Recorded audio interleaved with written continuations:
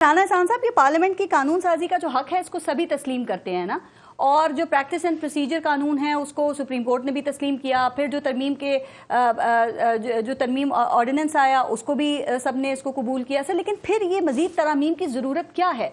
और फिर इसमें भी कंफ्यूजन है कि ये आज आपने जुमे को लाना था, आज भी ये बिल टेबल नहीं हुआ, अब आप कह रहे हैं अगले हफ्ते इसको लाया जाएगा।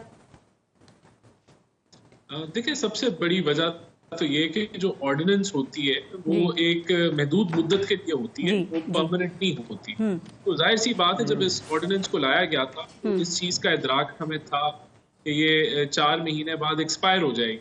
तो उससे पहले जो है वो जो भी इसके अंदर तरामीम करनी थी वो असेंबली में ही टेबल होनी थी। तो वो मामला फिर आगे बढ़। लेकिन वो मसला है ना, ऑर्डिनेंस लाया क्यों गया? चीफ जस्टिस के जो इख्तियारात हैं उनके हवाले से क्या आप श्योर नहीं थे?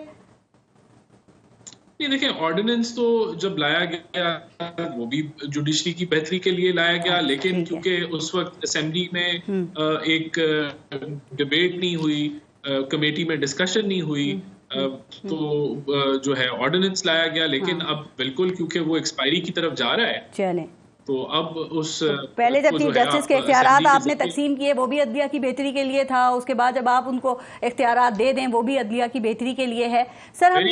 सर हम मान लेते हैं कि ये आईनी बेंच जब बनता है तो इसकी तश्कील के बाद फिर सुप्रीम कोर्ट में जजेस की तादाद में इजाफे की ज़रूरत है। तो ये जो तरमीमी जो बिल है ये बैरिस्टर दानियाल चौधरी ने आईनी तरमीम से पहले टेबल कर दिया था ना, तो उसके बावजूद हुकूमत को फिर ये एहसास होता है कि जी ये प्राइवेट मेंबर बिल नहीं होना चाहिए, ये हुकूमती बिल होना चाहिए, और जो जुडिशल कमीशन है उसमें भी हुकूमत की अक्सरियत ज़्यादा है। तो फिर ये जो नीयत है सामने, इस पर सवालात तो उठते हैं ना। ये देखिए, जुडिशल कमीशन में सबसे बड़ी तादाद जो है वो जजेस की है।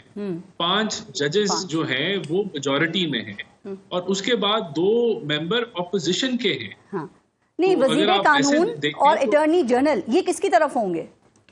नहीं, मैं आपको वही बता रहा हूँ ना। तो 7 मेंबर तो वो हो गए कि जिनसे हुकूमत का कोई लेना देना ही नहीं है, 5 जजेस और 2 ऑपोजिशन के मेंबर्स। तो अगर मेजॉरिटी में है तो दूसरी साइड मेजॉरिटी में। सर, पाकिस्तान बार काउंसिल के जो नुमाइंदे हैं वो तो अभी तक आप ही के हक में बात करते रहे हैं।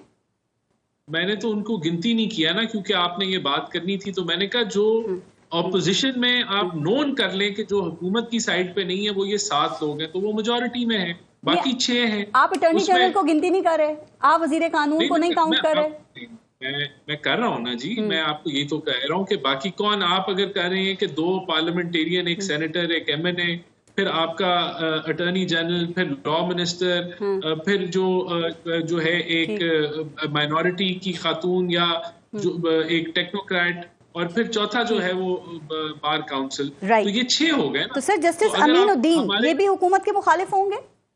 नहीं, वैसे पहली बात तो ये कि जो बार काउंसिल है वो हमारी साइड पे उसकी गिनती नहीं होनी चाहिए, अटॉर्नी जनरल की भी नहीं होनी चाहिए। लेकिन अगर आप हमारे साइड पे देख लें आप, और नहीं, अगर आप देखें, और ना वो टेक्नोक्रेट जो है जो माइनॉरिटी से, ना वो हमारी, लेकिन अगर आप उसको भी हमारे पल्ले में डाल देती है तो 7 दूसरी साइड पे स्पीकर नामजद करेगा ना।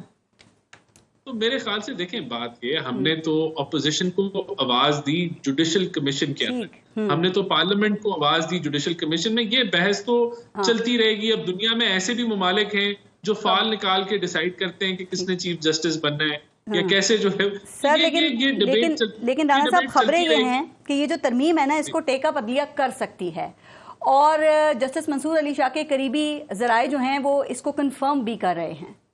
आप समझते हैं 26वीं आईनी तरमीम नाफिजुल अमल हो गई है? बुनियाद बनती है ना जी। इस बहस की एक ही बुनियाद बनती है, वो ये है कि इंडिपेंडेंस ऑफ जुडिशरी चैलेंज हो रही है। बात ये है कि जो हमने ये तरामीम की हैं ये दुनिया में भी इसी तरह से मिलती जुलते मामला चल रहे हैं। तो ये हमने कोई नई चीज इजाद नहीं की, नंबर 1। नंबर 2, मैं समझता हूं कि अगर आप इसी तरह चैलेंज करते रहेंगे 2/3 अक्सरियत को, तो पार्लियामेंट को ताला लगा दें। फिर आप जुडिशरी जो है वो मुल्क चला ले, जुडिशरी जो है वो कानून बना ले। जुडिशल रिव्यू तो हो सकता है ना? नहीं, जुडिशल रिव्यू क्यों होगा जब इस पे इंडिपेंडेंस ऑफ जुडिशरी कायम दायम है। ये आप देखें, बात ये कि जुडिशरी तो मुल्क चलाती रही है ना, वो आपके स्टील मिल के भी फैसले करती रही है, आपके रिकोडेक के भी फैसले करती रही है, वो वजीर आजम को लोगों, वैसे तो अवाम का काम है मुंतखब और खत्म करना, लेकिन वो उनको भी फारिग करती रही है। तो ये इस तरह मुल्क चलाना है तो चलाते रहे आप।